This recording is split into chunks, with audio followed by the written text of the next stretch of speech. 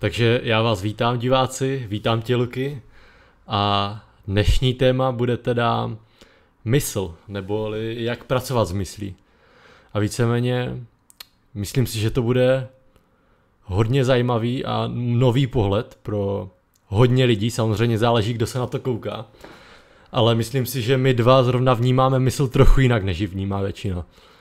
A když to vezmu úplně ze začátku, tak můžeme asi začít tím, že my nejsme jenom mysl, že jo? A my se bereme jako komplex víceméně těla, mysli a ducha. A tady tyhle ty tři části myslím si, že můžeme postupně jakoby rozebrat, protože ono s tou myslí je důležité je vnímat tady všechny tyhle ty části a rozebírat to zase holisticky a dohromady. Takže co si myslíš o tom ty? Já si myslím, že úplně ze začátku bych navrhl divákům i tobě zkusit si promyslet nějakým způsobem, jak by vůbec definovali, co to je to myšlení, nebo co je to ta mysl. Co jsou to ty... My bereme spousta věcí v realitě, konkrétně teď studuju na zkoušku na filozofii, takže jsem v tomhle džbánku teď plavu nějaký čas, takže možná bude to dle toho vypadat i moje dnešní myšlení, ale my žijeme jako s nějakýma kartama, které nám jsou dané, nějaké vlastnosti, nějaká smyslnost, nějaký smysly, nějaký, že bereme jako automaticky, že cítíme, že můžeme dýchat a často se nepokládáme tady ty jako základní otázky, že máme tady něco, co nám jako proudí hlavou a říká se, tenhle sem přemýšlí fakt dobře a tady ten má myšlení inspirativní a tenhle svýma myšlenkama pomáhá druhým lidem, ale vlastně málo kdo si vlastně odpoví na to, OK, tak co to vůbec to myšlení je, jak s ním můžu pracovat a jak teda, když očividně tady spousta lidí přemýšlí nějak, že jim to dává určitě dost značný benefity v tom jejich prožitku, tak jak s tím pracovat, no. Takže Robine, co ty, jak ty uvažuješ nad tím, co je to vůbec to myšlení, když máme mysl, tělo, duch, jsi to rozdělil, tady nějaké 3 kategorie, tak popiš tady ten nástroj, nebo tady ten prvek toho, co my vlastně prožíváme. Já si myslím, že ty jsi to víceméně popsal, ale přesně jak říkáš, tohle je jako zásadní otázka, co to vůbec ta mysl je. A to, co jsem chtěl naznačit já, že to bude zajímavý pohled, záleží pro kdo se na to kouká, pro spoustu lidí, protože spousta lidí podle mě bere, že oni jsou ta mysl. Jenže pro mě je přesně jak ty si řekl, pro mě je mysl pouze ten nástroj. Pro mě je mysl jenom nějaký jako řekněme program, do kterého my přesně programujeme nějaký ten software, ale to, co my jsme skutečně, tak my jsme ten programátor, že jo? A v téhle chvíli, když my jsme schopni se posunout jakoby nad tu mysl, do role přesně toho ducha, ale teď my to nemusíme nazývat duch, že jo, protože pro někoho je to až moc ezo, ale máme zkrátka tady nějaké vědomí, protože kdyby jsme to neměli tu třetí stránku, tak my přesně musíme poslouchat tu mysl, přesně to, co nám řekne. A mnohokrát nám ta mysl dává jako velmi zajímavé, občas divné návrhy a například pokud mi řekne mysl, že si musím dát nějaký hambáč, tak já si ale ještě nemusím dát hambáč, že jo? Protože ta mysl ne vždy pro nás chce to nejlepší.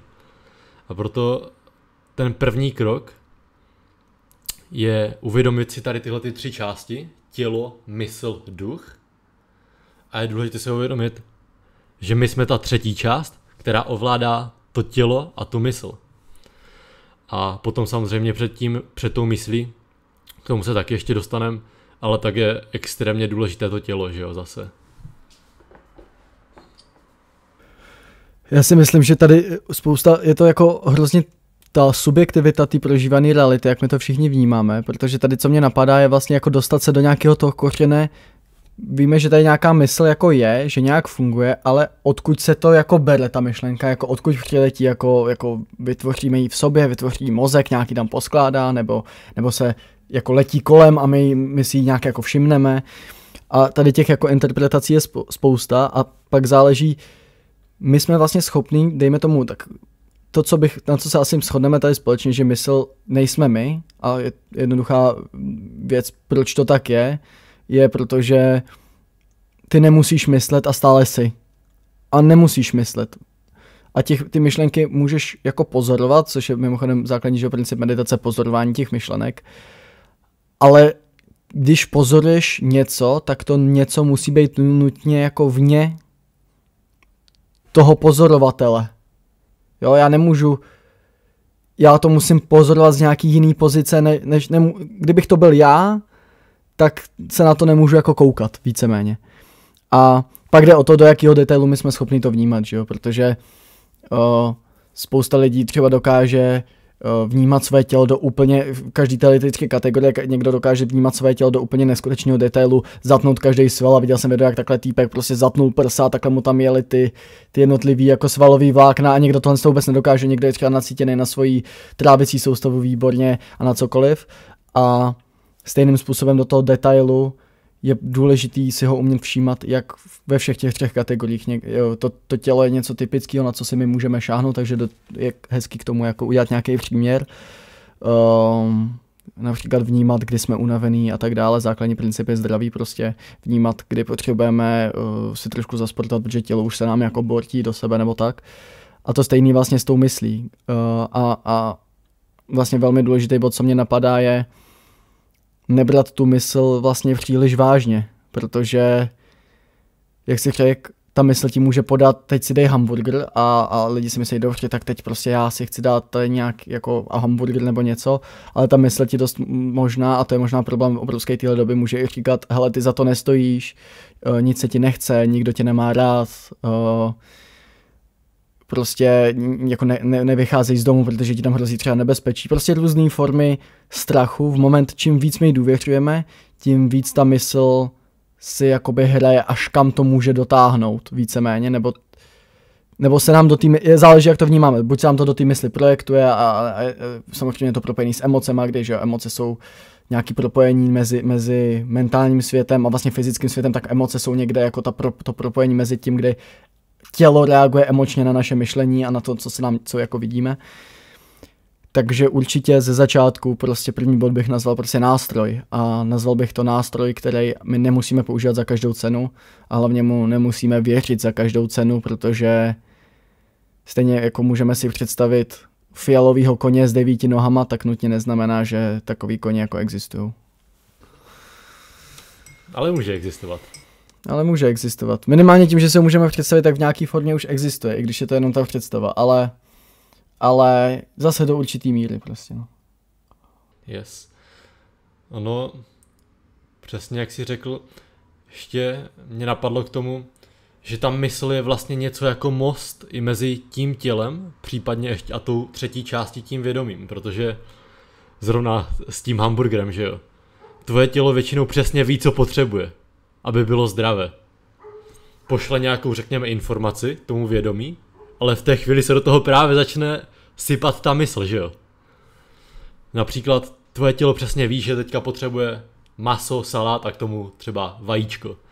Jenže přesně se k tomu začne sypat ta mysl, no jenže já mám chuť prostě na nějakou čokoládu. Nebo něco, a nebo všichni tady jedí tohle, neměl bych to taky jíst? Všichni teď si dávají ve 4 hodiny odpoledne kávu, neměl bych si ji dát s nima?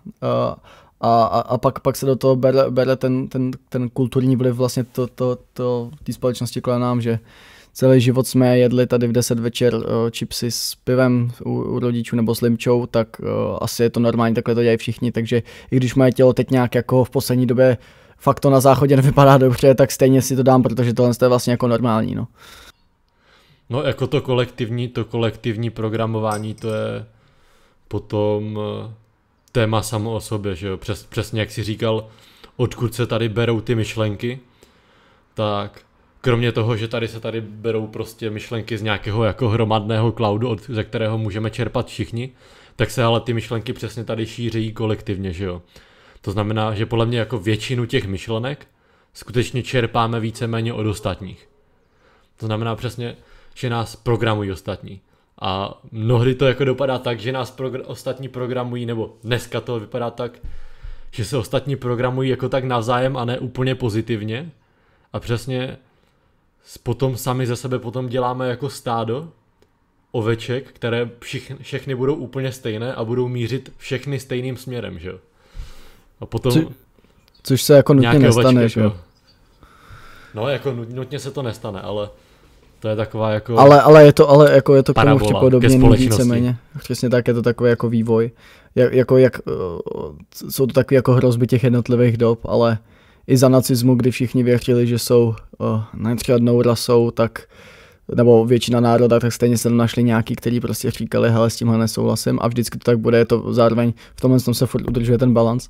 Zároveň bych tady vlastně zmínil rád divákům, že to, co my tady mluvíme, vlastně není ani nemůže být nějakým způsobem objektivní, exaktní vědou jako potvrzený, protože tohle to jsou čistě věci, co se týká zkušenosti a prožitku, který můžeme používat nějaký například názvy nebo pojmenování různých věcí, ale snažte se to spíš vnímat za hranicí těch slov, protože jako nelpěme na tom, že my tady budeme říkat nějaký jako mysl a je to tady nějaký něco, z čeho čerpáme a tak dále. Je to spíš o těch informacích za těma slovama, než nějaký jako dogmatický pravdy, kterým slepě je potřeba věřit a následovat, ale spíš pozorovat, co takovéhle informace dělají s tím naším jako stavem bez myšlení. Ne, co si o tom myslíme, ale co o tom cítíme. no přesně, a i za mě ta věda je něco jako nástroj, že jo. No ta věda nesahá jako do těch úplně hloubek a nedokáže, nebo dneska už se jako začínají zkoumat i trošku ty hlubší věci, že jo. Ale pořád nedokáže tady vysvětlit prostě spoustu věcí. A věda se přesně dívá jako na ten hmotný svět, co můžeme tady jako uchopit, ale přesně se nedívá pod to. Na něco jako kdyby prostě viděla jenom jako šlupku, ale neviděla to, co je jakoby skutečně v ní. A teď my jsme samozřejmě limitovaný, že my tady jsme v nějakém zasazený, pokud to bereme zase z nějakého transcendentálního pojetí, tak jsme tady zasazený v nějakém jako koženém panákovi, který má prostě 5 smyslů a má nějaký prostě své fyzické omezení, takže my ani nejsme schopní popsat něco, na co, pokud teda se jedná o exaktní vědy typu máš to změřený, máš to zvážený, máš to 1000krát potvrzený, je to pravda naše vědecká, že jo, tak, ale v podstatě někde ta naše dostupnost toho, co my dokážeme vidět, slyšet, cítit, ochutnat a já nevím, zvážit a spočítat například, tak někde ta hranice prostě končí a tam začíná víceméně ta metafyzika a tam začíná něco, co nejde dokázat exaktně, ale co se dá prožít exaktně, co prostě v moment, kdy to zažijete, tak pak jde na tu škatulku, kterou si zvolíte, jakou to začnete pojmenovávat, jestli východním učením, západním učením, filozofií, nebo objektivní vědou nějakou, tady, jak je ta nějaká ta fyzika, která popisuje úplně jako ty detaily, ty mikrovesmíry a tak dále. Kvantová fyzika, tak víceméně je to jenom zase škatulka, kterou si k tomu vezmete, ale vychází to vždycky vlastně z podobného prožitku, takže nehádejme se tady o škatulkách, ale bavme se o tom, kurva, pojďme udělat svět lepší. Yes. Jako kvantová fyzika, to je potom téma samo o sobě, určitě do toho potom se můžeme dostat, ale za mě už i věci, co třeba kdysi nedávaly smysl, tak už dneska víceméně dávají trochu smysl, protože víceméně jde hlavně o to, aby jsou to všechno jenom nějaké systémy víry, že jo. Já můžu věřit v něco, ty můžeš věřit v něco, ale tady jde o to, aby ty systémy víry byly funkční. To znamená, bude funkční, pokud já budu věřit, že jsem mysl, nebo že já jsem ten jako ovládatel té mysli.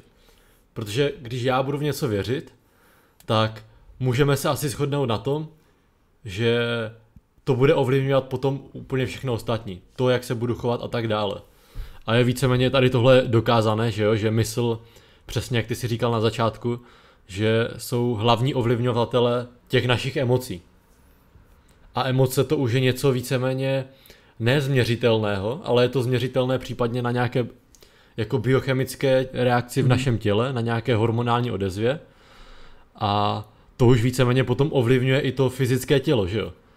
Tady se potom dostáváme k tomu, že někteří lidé potom jsou se schopni například pomocí mysli vlastně jakoby uzdravit, že jo. Nejenom pomocí mysli, kdyby tady prostě jedli mekáč a mysleli na to, jak jsou strašně zdraví a byli pozitivní. Kdo ví, možná by to fungovalo, kdyby měli opravdu silnou víru, ale to je možná 0,0001% lidí, možná to není nikdo, že jo. Ale pořád ta mysl ovlivňuje to naše fyzické tělo, stejně jako to naše fyzické tělo ovlivňuje tu mysl. A tady je za mě přesně jako nejdůležitější část té rovnice v tady tomhletom 3D světě je to fyzické tělo. Protože my, jakmile se staráme o svoje fyzické tělo, tak se to přesně bude projevovat na té mysli. Pokud do toho těla budeme dávat prostě nějaké s prominutím sračky, tak ta sračka potom se přesně přesune do té naší mysli a ta mysl nám prostě bude nabízet jako blbosti a přesně se to potom bude zase cyklit, že jo, znova emoce a zase to jde do toho těla. Mm-hmm. Takže úplně to nejjednodušší podle mě, jak my můžeme dneska pracovat, jak začít nějakým způsobem pracovat s myslí, paradoxně začít pracovat skutečně s tím tělem. Mm-hmm. Protože přesně jakmile my se posuneme na fyzické stránce, tak se instantně posuneme i na mentální stránce. Ono je samozřejmě jako dobré je za mě řešit jako paralelně, ale fyzická stránka je za mě prioritnější. Jo, pro většinu lidí. Jak jsi říkal, že člověk, co chodí do mekáče, ale myslel by jako dobře, tak jenom jsem chtěl říct, určitě nebude tak zdravý jako jeho potenciál, ale určitě bude zdravější než člověk, který k tomu bude v depresích a bude chodit do mekáče, takže to je tady to propojení a zároveň ta prioritizace toho fyzického těla určitě dává smysl a to z toho důvodu, že tohle je něco, co obzvlášť společnost že nás myslí, tak může začít dělat jako první. Může jako začít, tohle je to něco, co objektivní věda je velmi dobře schopná popsat, jak funguje žaludek, jak funguje dech, ono to samozřejmě přechází pak do toho spirituálna, protože to je nutně prostě provázaný, jsou to mosty, takže prostě vede to, je to cesta k něčemu, ale už dneska víme prostě, že nějaký ty standardy, řekl bych, že v té společnosti, zase je to v mý jako bublině, ale že jsou jako docela dobře daný, že všichni vědí, že by měli pít, všichni vědí, že by měli jíst nějaký potraviny, samozřejmě je tady i hodně hoaxů a spousta lidí, co si hraje na experty po tom, co si přečetli 2 knihy, anebo co prostě dostali jeden jídelníček a teď ho CTRL dávají dál, protože koukali na YouTube na nějaký fitness youtubery, který jim o tom poradili, že mají jíst bílkoviny a tak dále. Samozřejmě je tady hodně problémů, ale to je přesně o tom, že zrovna tady je to něco, kde jde začít a jde tam začít jako docela snadno a pokud je tady zároveň je to takové, jako bych to popsal jako pyramidu, že dole je to fyzický tělo, to je ten stavební kámen a ten pokud je prostě rozbouraný úplně totálně ve sedačkách, tak nikdy nemůžou fungovat ty horní 2 díly. Když bude fungovat na 40%, tak jako už tam něco na tom jako můžeš stavět, ale furt je to limitovaný tím fyzickým tělem a tím fyzickým zdravím. Pak samozřejmě tady můžou být lidi, kteří se fyzicky rozpadají a spirituálně už jako lítají někde jinde, ale pojďme se bavit o tom, co, když tady mluvíme veřejně do světa, tak tohle to jsou jednotky případů a obecně to určitě platí, takže čím líp se budete starat o vaše tělo, tím líp se budete cítit, tím líp budete přemýšlet, tím lepší život budete žít. Takže tohle je určitě něco, co platí. A to je přesně protože, že když to přirovnám na té stravě, tak to je přesně to, z čeho děláme ty hormony, že jo? Které potom určují, jak my se reálně budeme cítit. To je prostě přesně to, co jde vědou změřit, ty hormony a tady tohleto, ta hladina tohohle všeho. Už jako potom nejde změřit to, jak my se reálně cítíme, že jo? Ten subjektivní prožitek náš. Jak ty cítíš radost, jak já cítím radost. To je přesně to, jak jsme si v minulém díle říkali, jak když já vidím růžovou, tak jak já vím, že pro tebe to není třeba zelená. Ale to je zase taková odbočka, které se potom... A bylo by v pohodě, kdyby to byla zelená. Jde o to jenom, jako, aby jsme s tím uměli pracovat my v té subjektivní realitě těma našimi rozhodnutími. Tak ještě k tomu fyzickému tělu, co já jsem například spozoroval, já jsem se víceméně nějakým způsobem vždycky staral o svoje... Tím zaskočilo. Já jsem se nějakým způsobem vždycky staral o svoje fyzické tělo. Ne vždycky to bylo dokonale, protože jsem mnohdy nevěděl, jak se o něho starat. ale samozřejmě jsou tady přesně ty základní koncepty, čerstvé maso je mnohem lepší než mekáč a tak dále. A já jsem vlastně chodil do posilovny a tady tyhle ty cvičení a dneska vlastně se o to tělo starám úplně jinak. Protože předtím můj mindset byl, ať vypadám dobře, ať jsem prostě velký a byl jsem víceméně potom až takové dřevo. A za mě se to projevovalo i přesně na té mysli. Že jak jsem nebyl flexibilní v tom těle, tak jsem potom přesně nebyl flexibilní ani v té mysli. Já jsem nedokázal být otevřený k určitým věcem. Ta moje mysl nebyla flexibilní v tom, že když já jsem viděl před sebou nějakou překážku, tak jsem viděl třeba jedno řešení, nebo dvě, nebo žádné. A dneska, když se soustředím vyloženě například na to hlavně, ať se cítím dobře, kdy side product je vždycky to, že budu vypadat dobře, možná ještě líp, než kdybych se jenom soustředil na to, ať vypadám dobře, že jo, nejsem prostě kulturista, takže to není můj hlavní cíl, tak když dneska jedu prostě na flexibilitu, mobilitu, na pohyblivost v tom cvičení, tak se to přesně najednou projevuje v tom těle. A já poslední dobou přesně uznávám takovou jako myšlenku, nebo snažím se k tomu směřovat například v tom cvičení, svoboda pohybu, protože já čím víc poznávám ten potenciál svého těla, kam až dostanu ho, k jakým pohybům a do jakých vlastně rozsahů, tak já cítím, že mi to strašně prospívá na té mysli. Že opravdu čím víc dokážu být flexibilní a pohyblivější v tom těle, tak tím lépe vlastně i proudí ta mysl a ten tok těch myšlenek. Je to určitě tak, jako jen je prostě vědecky dokázaný a jakýmakoliv způsobama si to můžeme ověřit, že prostě je to propojený nástroj, takže jak jsme si říkali, když je člověk v depresích, bude mít horší prostě fyziologické funkce než člověk, který není v depresích, obráceně člověk, který má horší fyziologické funkce, bude mít větší predispozice k depresím a k úzkostným stavům než bla, chápeme. A v moment, kdy máš jakýkoliv blok v těle, to znamená typicky, jaký měl jsem 95 kg, zvedal jsem prostě bomby, ale jako vlastně jsem byl ufuněnej, velký a vlastně jsem stejným způsobem, jako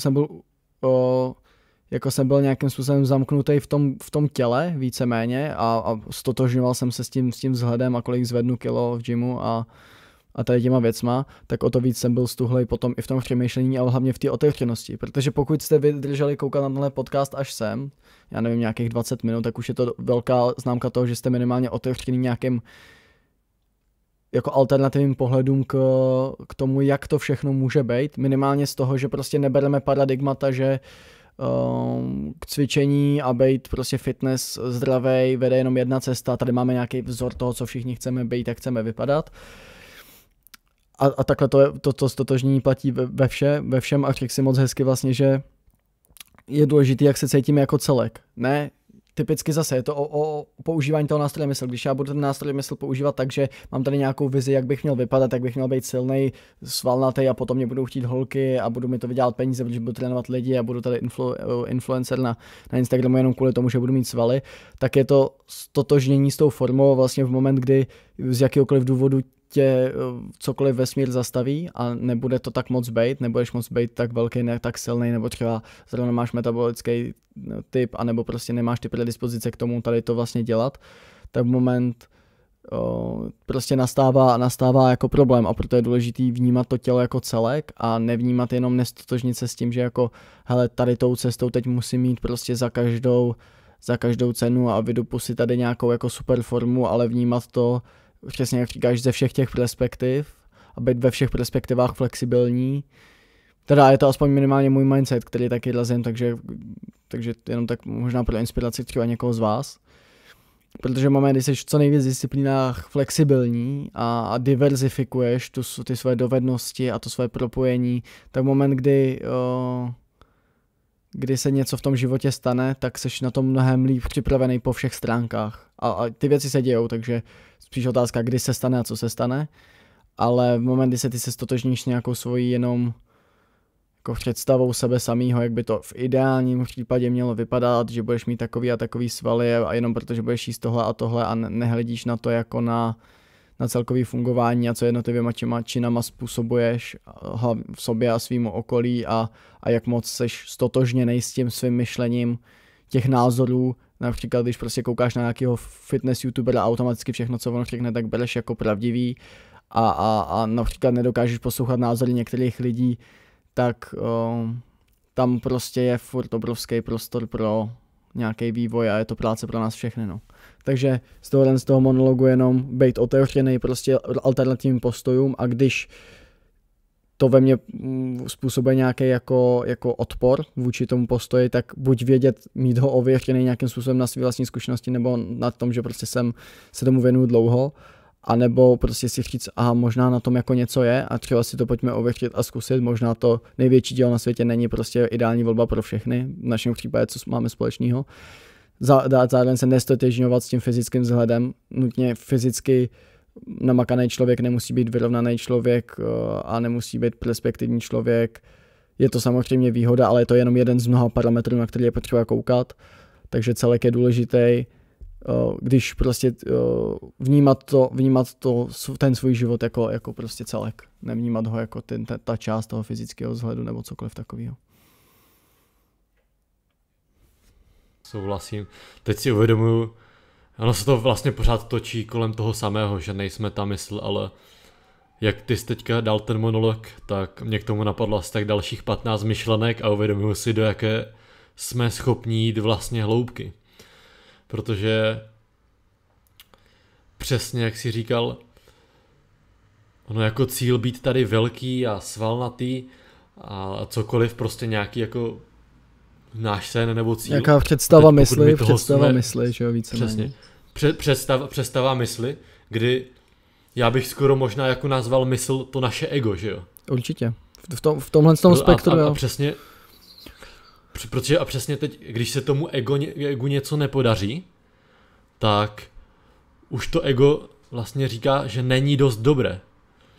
A hází vinu buď na někoho jiného, nebo hází vinu na sebe samého, jenže vinu nikdy nenese vlastně nikdo.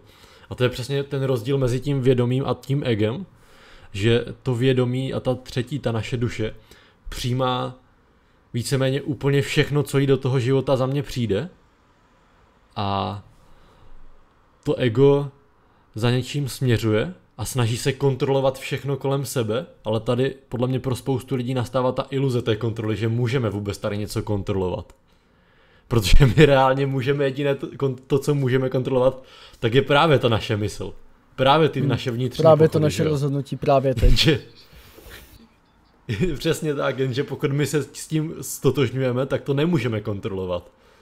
A snažíme se kontrolovat potom něco, nad čím nikdy nebudeme mít kontrolu.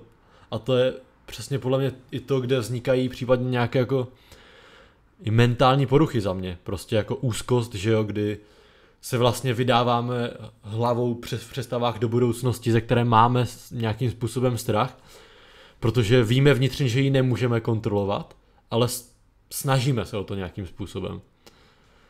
A takže tohle je jako myšlenka, co mě k tomu napadla. Teď typicky příklad z mýho aktuálního života, je to vlastně teď moment, kdy s tím nástrojem, s tou myslí začnete pracovat aspoň na nějaký té úrovni, že si toho že si ji všímáte a že ne často prostě si neberete všechno úplně vážně, co jí přijde a spíš to jako pozorujete. Tak se to samozřejmě evolvuje. Já jsem se teď dostal do nějakého asi stádia toho mýho osobního prostě růstu v tomhle tom ohledu, že jsem si teď třeba uvědomoval, že mám nějaký jako plány na ten další týden a vím, že mě prostě čekají 2 zkoušky, musím si prostě zařídit spousta jako povinností, jako oblítat. Vlastně jako do toho jsem slíbil, že někam půjdu na nohejbal, vlastně je toho hrozně moc, mám do toho ještě přečíst nějaký knihy jako na zkoušku, prostě bomby, jakože je to fakt, a teď moment, kdy ta mysl jenom hází to, co všechno jako mám mít a vlastně mám tu tendenci, že vlastně potřebuju to všechno udělat, tak to naopak háže toho člověka do takový toho flow stavu typu je toho tak moc, že nemůžu dělat vůbec nic. A odvádí to, i vlastně ten člověk se cítí tak přehlcenej, že se prostě nedokáže přesunout k tomu jednomu činu a to je zase, navazuje to na Eckharta Tolla, minulý náš rozhovor, kdy jsem to taky popisoval, je potřeba prostě si to pak tu mysl, takhle ten nástroj, tam seš to všechno, tam je tam takhle ta změť všech těch věcí, co jako musíš, měl bys, bla, bla, bla, chci a tak dále, prostě tady to všechno mě čeká, tak jenom poodstoupit a teď si to rozbalit a říct, dobře, činnost 1, 2, prioritizace, poskládání si, dobře, tak v pondělí mě čeká. V pondělí mám volno, v úterý mám tuhle zkoušku, ve středu mám tuhle zkoušku, lyže potřebuji třeba odvíst, já nevím, tady v mém konkrétním případě teď co mám. A poskládat si to a pak to řešit čistě na základě té urgentnosti, jak jsme říkali minule s to-do listem. Nic jako nevynechat, maximálně to přesunout v moment, kdy je to potřeba přesunout, ale nestotožnit se s tím, to stejně moment, to stotožnění zase s tou myslí, jsou přesně tady ty třeba nedosažitelný cíle, typu potřebuji dělat všechno, tak ale nemůžu dělat nic, protože je to hrozně moc, anebo ta vize toho nedosažitelného cíle, typu, že ten člověk se třeba stotožňuje s tím svým cílem, kdy třeba já teda budu ten svalnatý týpek, ale vlastně on vidí jenom toho instagramera, který prostě kolem sebe má holky, očividně z toho má dost peněz, očividně vypadá dobře a cítí se dobře.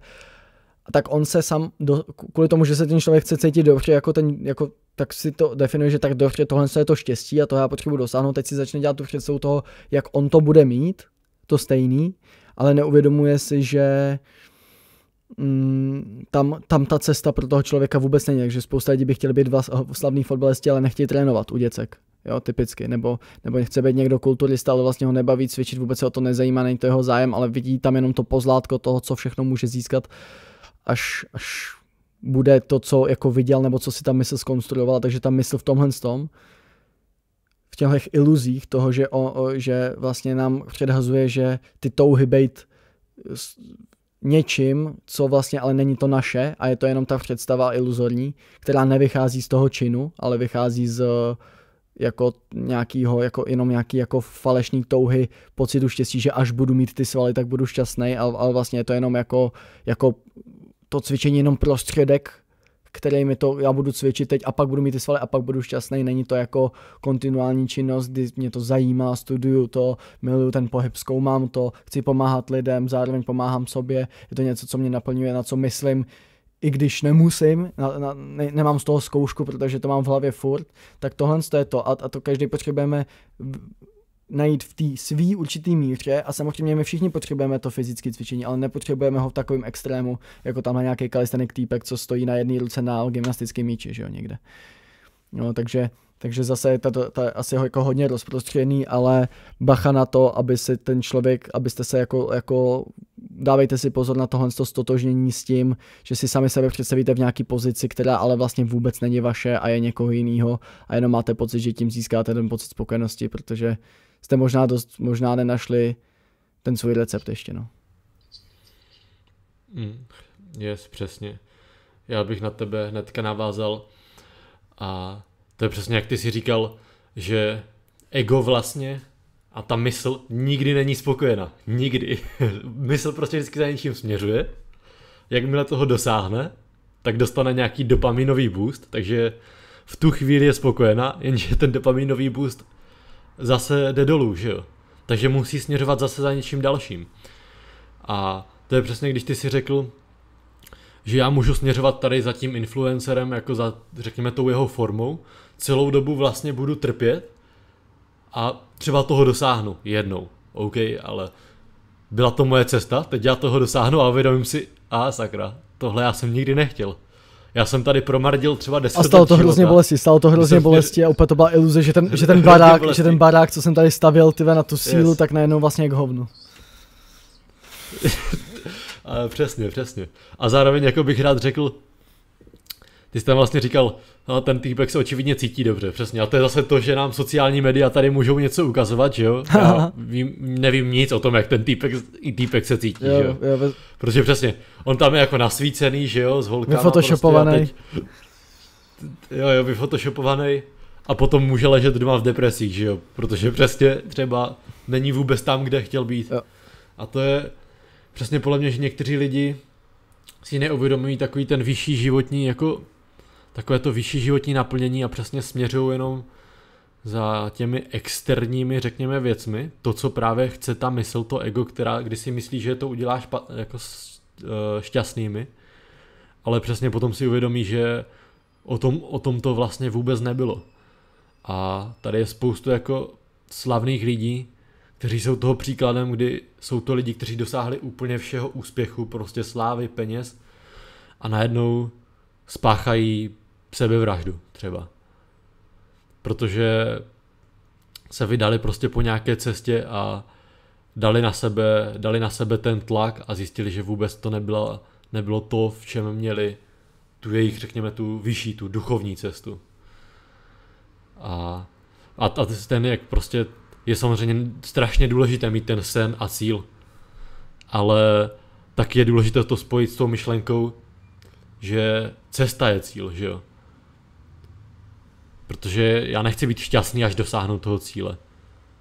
Já chci být šťastný, chci přijímat a brát tu cestu taková, jaká je, i ty pozitivní, i ty negativní prostě emoce, protože nikdy na té cestě nebudu jenom šťastný, ale uvidím v tom ten smysl, že mě to skutečně naplňuje. Přijímám, řekněme, tu dualitu tak, jak je na té cestě. Svým způsobem, jak dosáhnu toho svého snu, což zároveň myslím, že pokud někdo zná svůj životní smysl a ví, co tady chce skutečně dělat, tak to je vlastně celoživotní sen a potom tam jsou jenom třeba nějaké dílčí cíle, kterých může dosáhnout, ale vždycky je to o té cestě. Teď mě k tomu napadlo, že vlastně Buddha definoval nějaký jako největší překážky, tak by jako, jako 3 ohně to pojmenoval a to byla to, jako mám to tady poznamenané teď, že v průběhu mě to napadlo touha, chamtivost a žádostivost, že jsou ty 3 ohně, které vlastně toho člověka nejvíc vlastně jako brzdějí. A teď nedejme se zase zmást čistě jenom tím slovem, ale pojďme se zkusit nad tím jako zamyslet jako za rámcem tím, co si my o tom slovu myslíme. A ta touha nutně nemusí znamenat, že po ničem nemusíme toužit, ale zase je to ta touha v tom slova pojetí, ten nástroj té mysli, který nám předhazuje, co všechno nám chybí k tomu, aby jsme byli aby jsme byli sami sebou.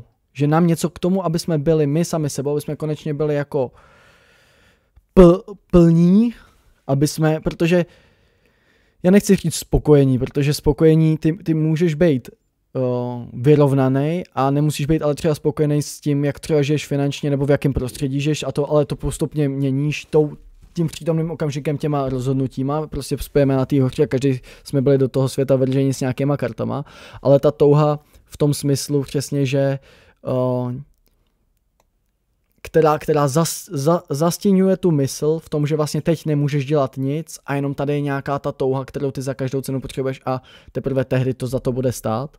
A to stejný s tou chamtivostí, že až budu mít všechny tady ty předměty, až budu mít to auto, ten dům, tak tehdy to bude dobrý, tohle. Ne, ty prostě potřebuješ být tím nejlepším člověkem v tomhle rozhodnutí a je jedno, jestli teď jezdíš Fábí, anebo jezdíš už tím Jaguarem, který chceš.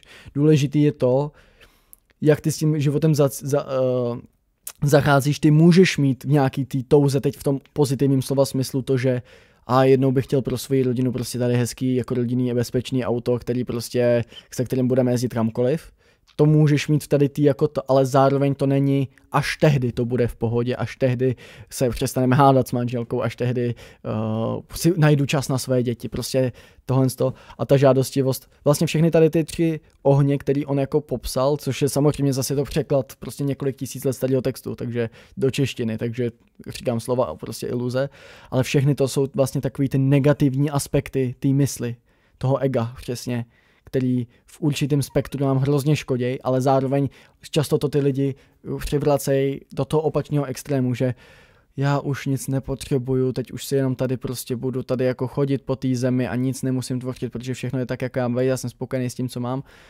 To taky není úplně dobře, protože prostě jsme tady, aby jsme něco tvořili, ale aby jsme tvořili něco svýho skrze vás sebe, ze sebe, prostě nechat ten potenciál ze sebe jako vytrysknout ven a pak nebejt stotožněnej prostě s těma věcma, můžeš to brát jako dary toho vesmíru, že ti teda teď poslal toho Jaguára, že jsi na něj viděl, že se teď jako projedeš s tou rodinou a tak dále a zároveň, když prostě tamhle ti nabourá fatální nehoda, tak ta tvoje osobnost není to auto, ale ta tvoje osobnost je něco, díky čemu ti to auto bylo prostě posláno do života a když má odejít, tak jako zas odejde. Jsou to prostě takový různý zase myšlenkový jako rituály nebo prostě procesy nebo kodex, možná bychom to mohli říct, ale právě jako v tomhle zkoumání ta mysl je ohromně záludný nástroj, protože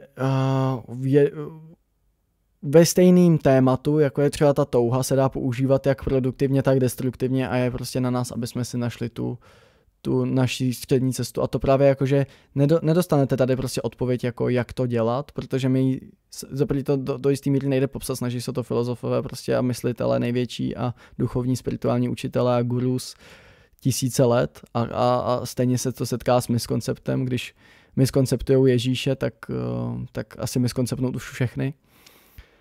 A ta práce prostě pak zůstává jako na nás a je hrozně jako vlastně náročný o tom mluvit v tomhle spektru, protože chápu, jak moc to dokáže být jako nepochopený. No.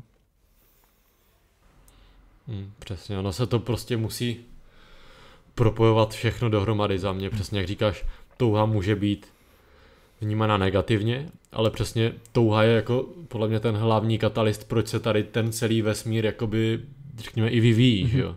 Protože všichni svým způsobem po něčem toužíme a to přesně nemusí být auta, ale přesně to může být víceméně i to třeba duchovní probuzení nebo nějaký ten duchovní růst, že jo, což tady vlastně možná i ten nejdůležitější růst, že jo, který se zároveň ale i pojí s tím přijetím, že ať vlastně dostanu cokoliv, tak to vlastně přijmu.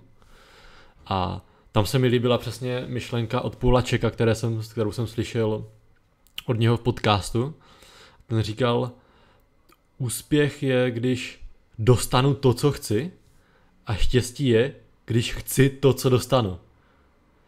Jo, akorát jsem to obrátil. Protože my nikdy přesně nevíme, jakoby co dostaneme, protože přesně my nemůžeme kontrolovat víceméně nic.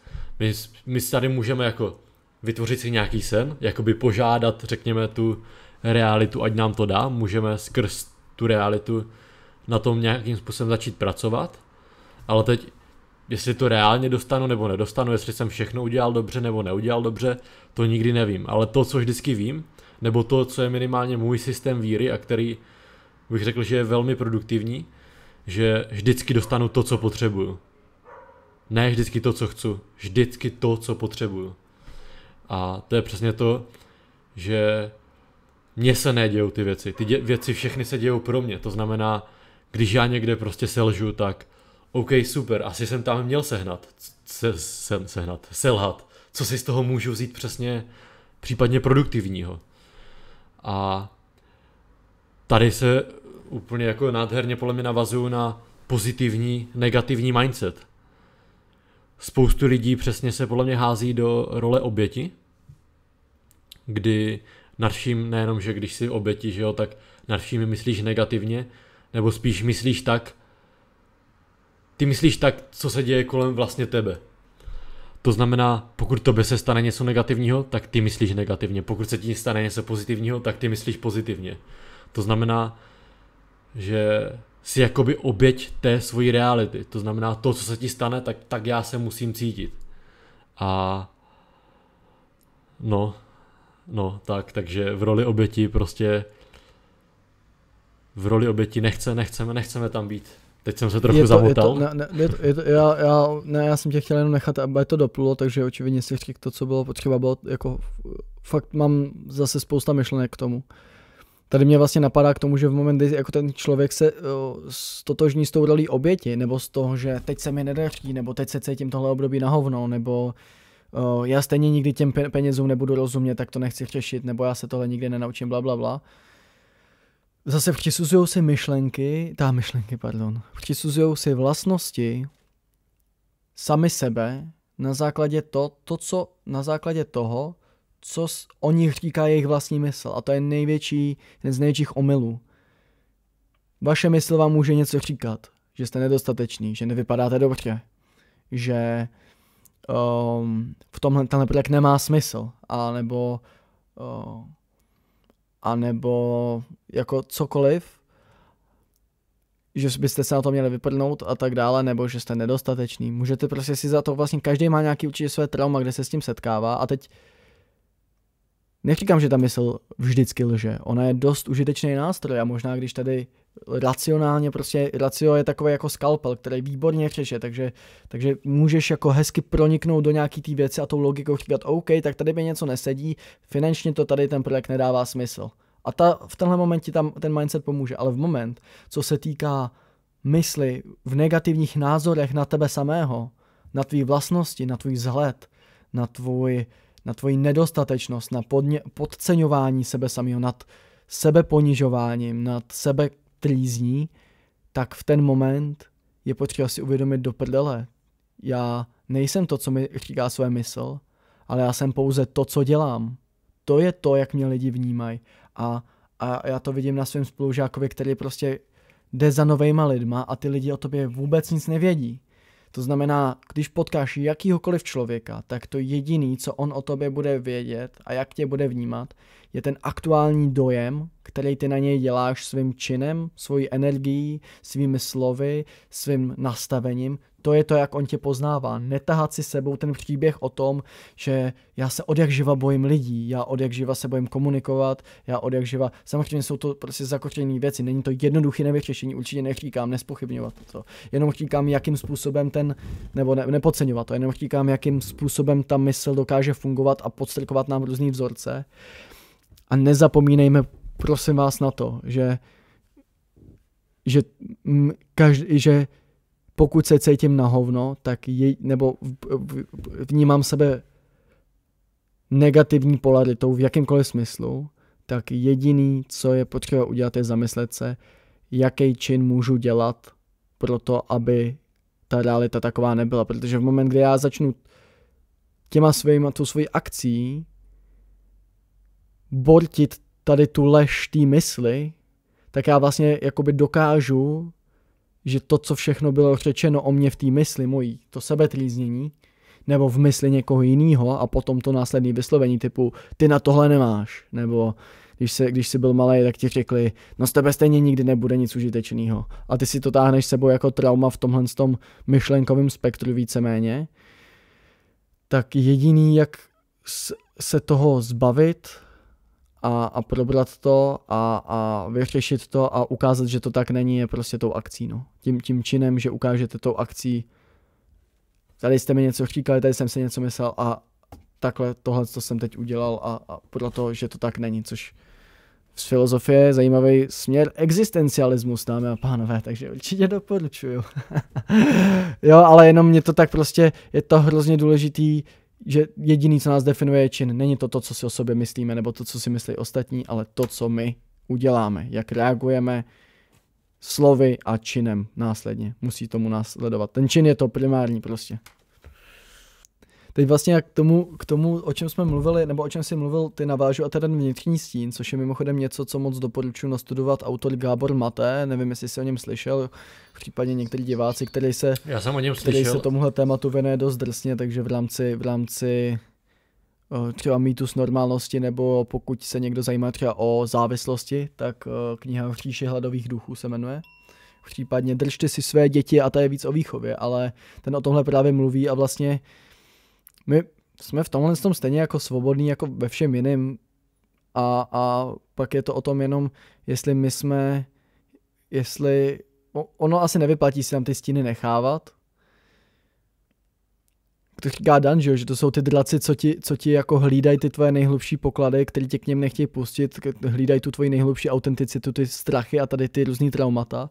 Ale jedinej, ono se tomu stín neříká jako náhodou, protože že opak stínu je světlo, že jo. Takže zase z nějaké východní tradice jako osvícení, víceméně, takže my jako osvětlujeme nějaký ty temný body v té naší mysli, přesně jak jsi říkal.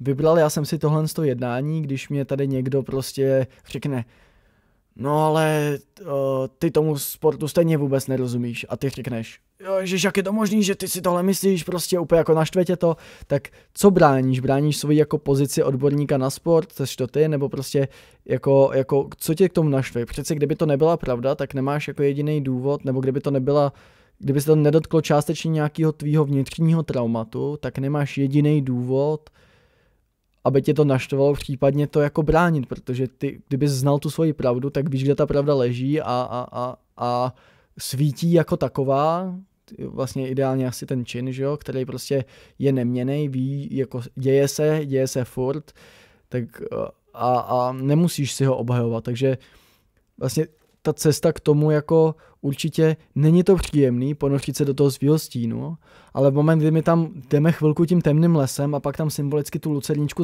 zapálíme a rozhlídneme se kolem se, jak se řekneme, ty vogo, ten les vůbec není tak strašidelný, jak jako vypadal v té tmě.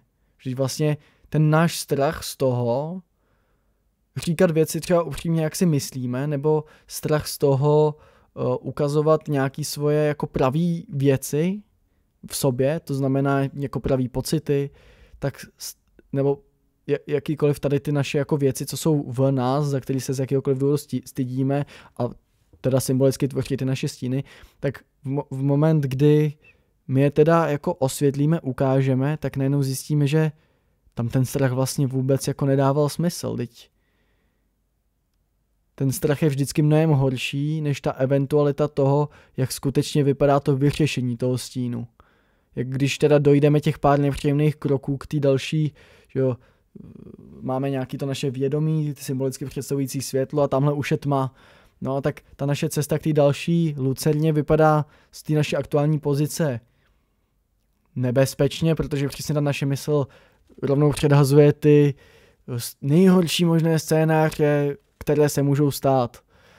Takže nám předhazuje, jak selžeme, jak se nám budou smát a jak to nikdo nepochopí a jak si z nás budou dělat třeba srandu v mladším věku nebo ve větším věku, jak jako ztratíme všechny své životní jistoty a co teda zbude, když já vyměním teď tu práci nebo uživím se vůbec nějak a teď samozřejmě jsou to rozhodování jako v různých bázích a je potřeba na to reagovat, využívat více nástrojů, než jenom tady to jako skočení do temnoty po hlavě, protože jen ten skok do té temnoty, tou chůzí, tím temným lesem je potřeba být trošku připravený na to a vědět trošku jako jak tu temnotu jako prozkoumat, mít nějaký jako průvodce buď ve formě jako mentora nebo průvodce ve formě nějaký svý vnitřní jeskyně, svého vnitřního nastavení, se kterým tam do toho půjdeme, ale pak ve finále, když tam teda zapálíme tu lucernu, tak zjistíme, že ten strach se rozplynul a rozplynul se mnohem míň násilně a že ten prostor, který nebyl osvětlený, je mnohem míň jako nepřátelský, než jak jsme si jako na první pohled mohli myslet. A tak chvilku se s tím spokojíme a po chvilce si řekneme, no a jak to vypadá tamhle v tom stínu? Mohl bych tam taky rozsvítit tu lucerničku, protože už tady v tom svém osvětě už to najednou jako nestačí. A teď tak jako začnete šířit se všema směrama, začnete facecheckovat jako hlubší a hlubší trauma, to dostáváte se, jak jsem na začátku říkal, do většího toho, že to bylo na té minulé stránce, jak jsem to tam psal, do většího toho detailu, ty hlubiny, jak jsem to přirovnával k tomu tělu, do toho vnímání a teď je to v tom, že to je mysl, tělo, mysl, duch, tak ty traumata jsou vlastně na úrovni mysli, že jo. Jsou to ty, jak jsi říkal, naprogramované cesty, nebo moment, kdy nám tu temnotu někdo vytvořil nějakým svým stínem, například v dětství, kdy nás třeba ponížil nebo cokoliv, nebo se nám smáli kvůli jakýkoliv vadě naší, který jsme pak začali věřit, že ta vada je skutečná a na základě toho je tam to trauma, tak je to jako jediný způsob a samozřejmě můžeme si říct, nechci jako tohle území prozkoumávat, nikdo mě na něj nešahejte, tohle je moje území a já sám nechci vědět, co tam je, takže to jako nikdo nebudete vědět. No a pak je to teda na vaší zodpovědnosti, v tom slova ohledu, že dobře, ale teď si vlastně nastavil ten tvůj čin a ten tvůj postoj takovej, že s tím postojem budeš trávit čas dalších 70 let a prostě je to tvoje rozhodnutí, no. Nechť ti přinese štěstí, ale nemyslím si, že je to úplně správný. No, ta vtipná věc je, že pokud my tam hodíme nějaký, jako máme ten stín a necháme ho tam uzamčený, tak jediný, kdo to nebude vědět, jsme skutečně my, že jo. Protože všichni ostatní to uvidí. To je na tom to vtipné, že ten stín se právě projevuje nevědomě. Všichni ostatní to vidí, jenom my nevíme, že se takhle chováme, že jo. Z toho důvodu to je přesně ten stín. protože my si od něho nemůžeme jakoby oddělit. To by bylo až moc snadné, kdyby to, co se nám jako na sobě nelíbilo, tak to hodíme do stínu a vlastně tam už to zůstane celý život, aniž by nás to nějak ovlivnilo. Jenže ono nás to přesně, jak ty říkal, ono nás to vždycky bude ovlivňovat a vždycky to ti ostatní budou vidět, jenom my to nebudeme vidět. On se ten stín pak projevuje přesně v situaci, kdy my to nejméně potřebujeme často totiž, no. To znamená, projeví se stín, jsme před velkým rozhodnutím a najednou ty stíny mají jako velkou převahu v nějaký krizové situaci. Kdy jsme před fakt vážným rozhodnutím v životě, jestli teda budeme dělat to či ono a tam se to pak projevuje jako závažněji a závažněji. A tam je toho jako první věc, je přesně zase se vracíme k tomu, si toho všimnout a všimnete si toho fakt jenom v moment, kdy nebudete s tím stotožněný, když si nebudete myslet, že no já jsem prostě cholerik, tak se prostě rozčiluju, když tady na mě bába bude ukazovat prostě v obchodě něco, tak prostě jí zjebu, jak takový prostě se nezměním. Což jako dobře, tak jsi mi tady zjebal bábu v obchodě, jako všichni si o tobě myslí, že jsi hulvat, ale vlastně ti to může být jedno v tenhle moment a nějak to neovlivní tvůj život, ale v moment, kdy tady to uděláš prostě třeba na třídních schůzkách před svým dítětem, tak možná třeba způsobíš jako nějaký další trauma tomu svýmu dítěti. Nebo to dítě, nebo se budeš chovat, nebo to najednou vlastně tady to naštvání bude přicházet ve fyzickou konfrontaci a to už začíná být problém, že se nám to tady v tom našem exaktním vědeckém světě začne projevovat na té fyzické rovině. Tady nějaký tvůj cholerismus, zničení věcí a to je jenom jako příklad, to může být strach, úzkost, všechny tady ty vlastně negativní vjemy. Může to být všechno a jak si řeknu, je potřeba s tím prostě nakládat, všimnout si toho a spravovat to. Ano, tohle je extrémně hluboké téma a i přesně jak ty si říkal, protože my si mnohdy taháme traumata od těch našich rodičů, že jo, protože naši rodiče a vlastně společnost, když jsme byli malí, tak to je to, co nám ty traumata většinou dělá, že jo, ten externí svět.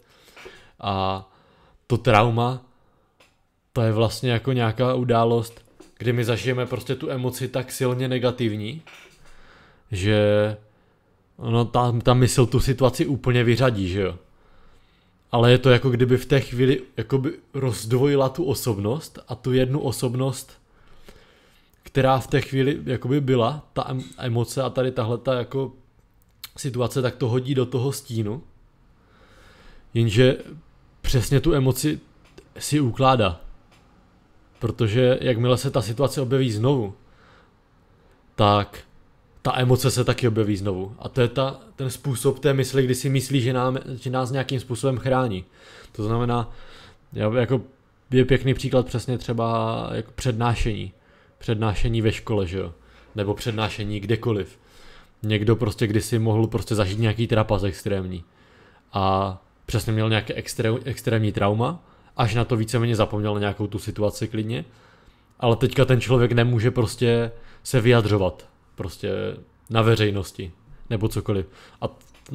Nebo ho prostě přesně, jak jsi říkal, umlčela ho prostě mamka, nebo úplně cokoliv to vlastně může být. A přesně vždycky si to musíme první uvědomit ten stín a potom s tím na základě toho můžeme pracovat.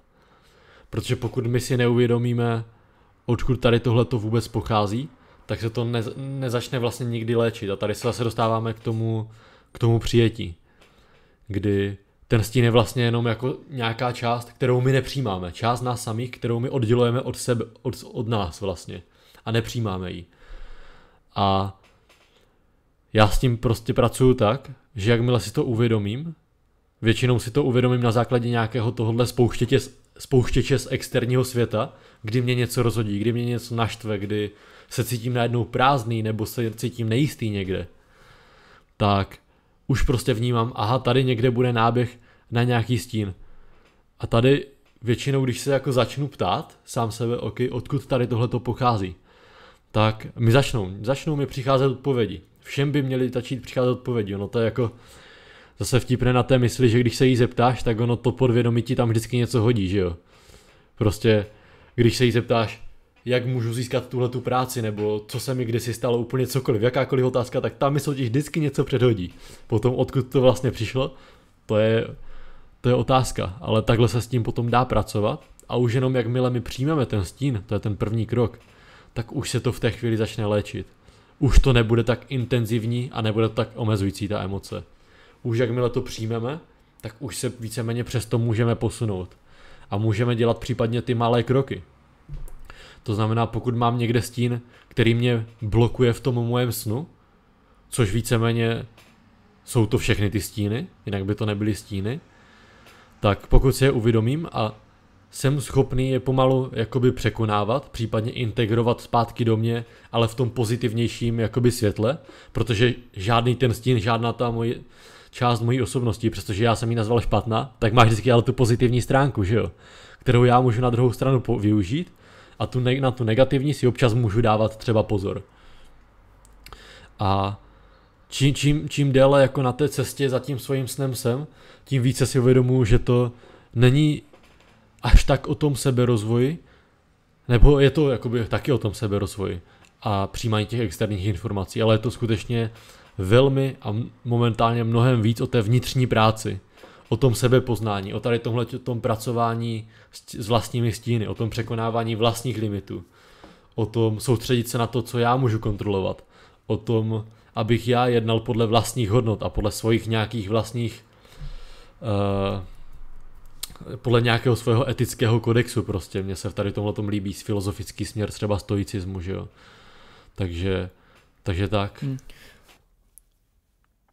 To vlastně mám zase několik bodů, já si to ještě poznamenám teď ten poslední. První z nich je, že vlastně navazuje na to, co jsi říkal si před půl hodinou o těch projevech na tom fyzickém těle, o tom, jak se jako tě baví bejt, jak to říct, prostě pohyblivý, prostě svobodný v pohybu, bez křečí, bez bloků, teď třeba cítím záda docela.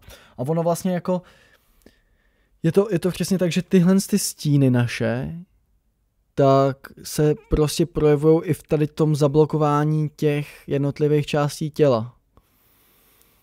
Takže vlastně s tím, jakmile budeme, a zase to jde v ruku v ruce, čím víc my budeme odblokovávat naše psychické stíny, tou introspekcí a tou práci na sobě samým, tím více bude uvolňovat naše tělo.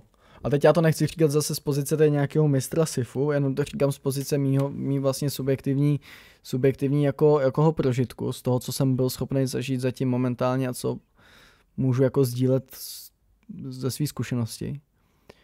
A i obráceně, když budeme, jde to obouma cestama. Když budeme protahovat, cvičit, bude nám to pomáhat na to face checknutí, to postavení tváří se tomu stínu, té temnotě, jít zapálit tu lucerničku symbolicky. A obráceně, když budeme introspektivně na sobě pracovat, tak o to více nám to tělo bude uvolňovat. Je to vlastně takovýhle oboustranný chod a funguje na tomhle tom uvolňování extrémně moc prostě fyzioterapeutických a lidi jdou buď do jednoho extrému, všechno budou řešit mentálně a druhý všechno budou řešit masážema a kompresníma bodama a tím, ale je to potřeba brát s obou stran, protože když ti masérka bude symbolicky vykopávat jámu k tomu problému, ale tvoje trauma ti tam ze zhora rovnou tu hlínu bude házet zpátky, tak je to problém, že ona tě odblokuje na půl hodiny, ale ty pak prostě si sebou neseš furt stejnej shit v hlavě, který tě zase zpátky zablokuje, za týden můžeš jít znova. A to stejně obráceně můžeš jako psychicky na sobě makat, ale když se furt budeš hrbet víc a víc, tak to tělo to prostě nepustí.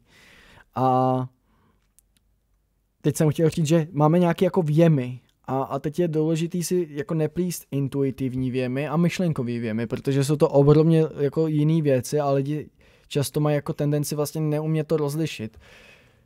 Kdy ta intuice vlastně nevychází z toho, abych to asi rozdělil možná tak, když tak mě oprav, jestli máš svůj jako lepší, protože možná to pojmenu dost nepřesně, protože vařím dost z vody, že ta intuice jí nepředchází ten proces toho myšlení, že my myslíme a vymyslíme tady kolo, nebo myslíme a vymyslíme svůj plán na další den, ale tady to intuitivně to přijde a je to, najednou bum, symbolické kyto, pim, žárovka mi se rozsvítila.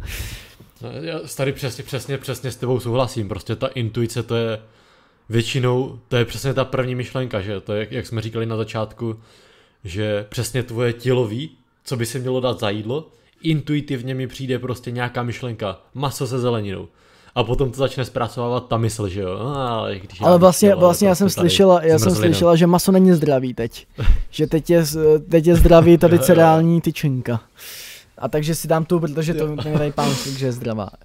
Jo, jasně, tohle je přesně ono. Tak. A v návaznosti na tohle jako intuice, rozdělení intuice a mysli, chci navázat na to, že špatný intuitivní věm, anebo projevení se toho traumatu, není nutně špatně. To je naopak to, co my chceme, protože v moment, kdy se to trauma, co je to vůbec to trauma? Si to můžeme představit jako nějaký, když já budu mít z něčeho trauma, tak je to nějaký brečící luky tady ve mně, který se dožaduje pozornosti a bouchá na ty dveře prostě. Hele, tady prostě já jsem tady. A teď je to jako nějaká potřeba, nebo jako nějaká možná i touha tady to trauma. Buď třeba přesně pokud nám bylo v mladém věku jako ublíženo, tak chce to dítě jako obejmout to říct, hele, je to všechno v pořádku, jako to vůbec nevadí, jako můžeš být jakýmkoliv superhrdinou chceš na světě a můžeš jako dělat, co chceš. Ale je potřeba tady tyhle ne je umlčovat a zastrkávat je pod koberec a přiklopit jako to a vymazat a dát od nich ruku pryč, protože oni budou bouchat hlasitěji a hlasitěji tady ty různý tvoje, by to nazval jako v úvozovkách jako těla, jako různý tvoje projevy tebe samýho. Ale ty je naopak musíš pustit ke slovu, vyslechnout je a víceméně pak najít jako společné řešení toho problému. To je vlastně jako další věc, že to nemusí být jenom místo, který zkoumáme, ale že to jako nějaká část nás samých, ten strach, že to nemusí nutně být nějaká cizí entita, ale je to nějaká část nás samých, kterou my můžeme jako s ní jako pracovat za nějakou jako okolností jako jí vyslechnout, ale pak říct, ale teď už nejseš potřeba, už můžeš jako jít. Už je to v pořádku, už tohle dítě ve mně vyrostlo, už jsme ten problém vyřešili a teď už máš prostě svobodu a tu energii pustit pryč, což je mimochodem vlastně symbolika i Qigongu, i Tai Chi. Oni Tai Chi a Qigong to nerozdělují tu realitu na špatnou a dobrou, nerozdělují to na pozitivní energii a na strachy, kterých chceme zbavit a dát je pryč a na tady inspiraci, kterou chceme nabrat, ale oni to všechno berou jako stejnou úrovnová věc, s tím, že ale nějaká ta energie se nám hodí a nějaká se nám nehodí. A ta, co se nám nehodí, tak jí poděkujeme za tu službu, kterou v nás vykonala, pohladíme to dítě, děkuju ti prostě za to, že seš ve mně, dám jí pryč a oni to mají spojený s tím symbolem a nasaju do sebe tu, kterou zrovna potřebuju, která není o nic lepší ani o nic horší než ta předchozí. Je to jenom jiná energie, kterou potřebuju v momentální manifestaci víceméně, v momentálním prožitku. A tady to je něco, co mi extrémně pomáhá a bude to teď znít trošku crazy, možná pro spoustu posluchačů, ale je to zase něco, co je v rámci experimentu, co stojí za to. Vnímejte tady ty svoje vnitřní prostě hlasy nebo těla nebo pocity, dojmy, které se ve vás objevují. A já třeba prostě vyskočí na mě pocit hladu. A já třeba fakt jsem schopnej si prostě to ticho pohladit a říct, rozumím ti, vím, že prostě promlouvám sám k sobě, ke svýmu tělu. Vím, že prostě máš hlad, je to v pořádku, až bude nejbližší možná chvíle, tak ti dopřeju tu nejlepší možnou stravu, kterou jsem schopnej. Teď to prostě bohužel nejde, ale chvilku počkej, vím o tobě. Promluvím k tomu momentálnímu traumatu, což je pocit hladu, který volá, mám hlad. A já, když tohle normálně udělám, tak já jsem z toho úplně fascinovaný. On normálně mě nechá bejt. V ten moment, ono mě to pustí, ten pocit hladu. A fakt to počká až do té doby, a samozřejmě, když na to zapomenu a vykašlu se na to, on se znova dál připomene. Ale v moment, kdy to vím, když se dám dobře, hlad, zase nějaký, jak jsme si minuli bavili, jako time management, tak já se šupnu do té kolonky, jako vím, že teď jdu na autobus, tak prostě přijedu domů a dám si to jídlo, protože mě tady to. A takhle to funguje, ale i jakoby nad rámec tady těch jako běžných nějakých projevů jako fyziologických, ale funguje to i nad rámec nějaký nespokojenosti, nějakého napětí, nějakého stresu. Tak dobře, tak ty tady voláš po pozornosti, tady nějaká úzkost nebo toho, tak co ti chybí? Pojď se mnou domluvit, aby to mohlo fungovat. A v moment, kdy je to domluvený, tak jsme si spolu vyrovnali prostě účty a můžu tě poslat prostě dál a ty už se ve mně nemusíš, protože jak ta energie, tak tobě to vadí. Vy se navzájem perete, navzájem ty kameny do sebe třou, místo toho, abyste se dál vyhli a každý šel tou svojí cestou po té vodě. Stejně jako ta energie, prostě to taky trápí, že prostě v tobě je uvězněná víceméně a nikdo jí jako se jí nepochopí, ne to. Jo, a to už se bavím fakt abstraktně, teď si může polovina z vás říct, určitě blázen, tady vypínám křížek. Ale proto jsem na začátku mimochodem zmiňoval, neberte vážně ty slova, protože nejsem schopný ve 22 letech literárním jazykem a slovní zásobou, kterou máme k dispozici, popsat tady ty jednotlivé stavy, ale berte to čistě fakt jako možná tu inspiraci a jak jsme říkali minule, ty vole, i kdyby to bylo placebo, miluju tohle placebo, protože prostě cítím, že mi to funguje. A je jako momentálně asi třeba spějeme k tomu, že to dokážou i exaktní vědy, ale pro mě je dostatečně exaktní důkaz to, že sám pro sebe to prožívám. Tohle je vlastně hlavně dokonalý příklad toho, jak dokážeš převzít vlastně kontrolu nad tou svojí myslí, a ne, že ta mysl převezme kontrolu nad tebou samým. Že jo? Mimochodem, jsem měl teďka trochu hlad, tak jsem to rovnou využil, jak si to říkal, a pomohlo to. Takže super, taky nová, taky nový způsob. Jde to s jakýmkoliv intentem, když se ti chce třeba jako hrozně na záchod, tak prostě jenom to jako, dobře, vím o tom, až bude první příležitost, tak zajdu. A prostě v moment ten intent zmizí a ty ho dokážeš jako odsunout, oddálit, už se ti přestane prostě bouchat na ty vrata, jako kde seš, prostě pojď tady jsem. Ale jako ví, dobře, tak on mi tady slíbil, že za chvilku tady bude, tak prostě chvilku počkám. A fakt to tak prostě je, jako kdyby my jsme nebyli jenom tady Lukáš, tělo, panák prostě, který má 2 ruce, 2 nohy, ale jako kdyby každá ta naše část byla samostatně prostě myslící jednotka, se kterou my musíme, myslící, fungující, existující bytost, bytí, se kterou my musíme zacházet s takovým respektem, jako by to byla skutečně plná forma života. Tenhle jako stejně jako s jídlem. To jídlo není něco, co k tebou proletí, hodíš to pryč, je to jenom nějaký prostředek, který mysl si teda myslí přesně, budu teď tady jíst vajíčka, stejky a to mě jako udělá ty svaly a pak konečně budu mít peníze, tohle a to je ten cesta ke spojenosti, k tomu vnitřnímu naplnění, kdy budu mít tady ten Instagram se 100 000 followerama, což může klidně tak být, jo, ale neříkám, že kdo má Instagram se 100 000 followerama, tak to tak nemůžete být spokojený, ale zároveň je tam ta obrácená strana mince, že nemusíte. A je prostě teď jsem se do toho malinko možná zamotal, ale je fajn to prostě brát z toho jako celku nás a těch našich jednotlivých jako částí a brát i to jídlo, to jsem vlastně zmiňoval, to jídlo, které do sebe dáváme, tak ne, že je prostředek k tomu, abych měl svaly, ale že je to něco, co si se mnou vyměňuje nějakou tu informaci, co já přijmu, zpracuju to a beru to jako plnohodnotnou formu života. Nejsem o nic lepší než tady ta zelenina s tím stejkem, co jsem si nakrájel na talíř a uznávám tu existenci toho a stejně jako prostě poděkuju svý trávicí soustavě, teď už fakt zabíhám do spirituálna, ale I don't care, poděkuju svý trávicí soustavě, poděkuju tomu všemu za tu krásnou službu, kterou mi dává, tak ten tlak, to napětí z těch jednotlivých částí úplně odplouvá, když a stejně to jídlo úplně jinak se v té puse prostě tráví a úplně jinak to projde tím trávicím traktem, než když do sebe nasypeš srčky. Jako je to fakt proces a uznávejme prostě, nepovyšujme se, možná nepovyšujme se nad nějakýma jako, neberme ty věci jako samozřejmosti, protože má to svoji existenci, svoji hodnotu a o co hůř, s tím budeme zacházet, o to hůř se nám to vrátí potom. No.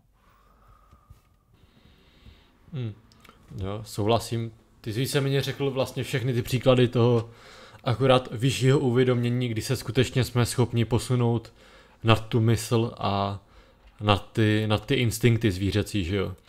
Protože přesně my jsme jakoby zvířata, že jo. Jsme tady všichni prostě složení z těch stejných částic, ale my jako lidé prostě jsme na té vyšší úrovni uvědomění. Jenže prostě přesně někteří lidé jsou schopni jednat jenom na základě těch zvířecích instinktů a to je přesně potom dopadá tak, že přesně třeba tu stravu nějak do sebe jako nahází, prostě ani ji nepokoušou pořádně, že jo? A potom jsou tady lidé, co si to skutečně jsou schopni vychutnat a jsou si to schopni uvědomit. A když bych tady řekl jednu praktickou metodu, tak to nemusí být ani jako meditace v tureckém sedu, ale to je prostě meditace 24/7 a co nejvíc si uvědomovat víceméně, co nejvíc dokážete, každou svoji činnost, každý pochod ve vašem těle, každou tu vaši myšlenku, prostě to, co se děje okolo vás. A tohle je ten proces, kdy my si začínáme uvědomovat čím dál tím víc. My začínáme poznávat sami sebe skrz ten externí svět, což potom vede ve výsledku k té svobodě, protože to vede k té autenticitě, že jo. A ta autenticita, ta plná autenticita, kdy můžeme asi říct, že to je to osvícení, že jo. Kdy osvícených lidí tady asi úplně moc není, možná je spočítáme na 2 rukách, ale přesně osvícený člověk to už je prostě totálně svobodný člověk, který je víceméně osvobozen od těch externích věcí. Prostě přesně podle mě jako přijme už to, co mu vyloženě do toho života přijde. Který tomuhle víceméně všichni jako směřujeme k jednu chvíli. Uznává existenci, jako uznává plně existenci toho okamžiku a ten okamžik uznává plně existenci jeho. A je tam vzájemný respekt mezi tím, co se děje,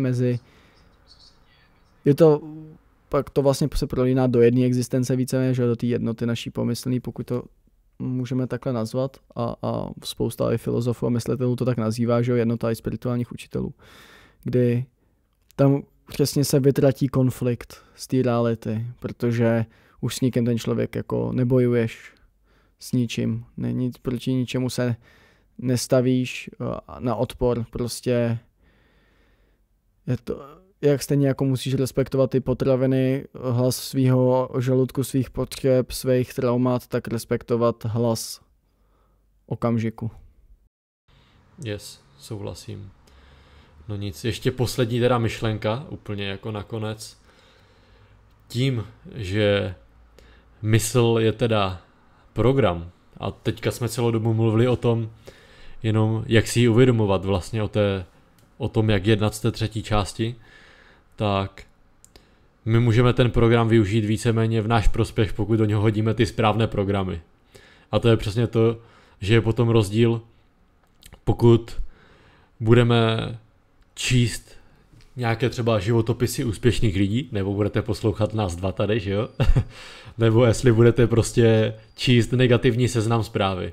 Všechno vám to mysl bude oprogramovat.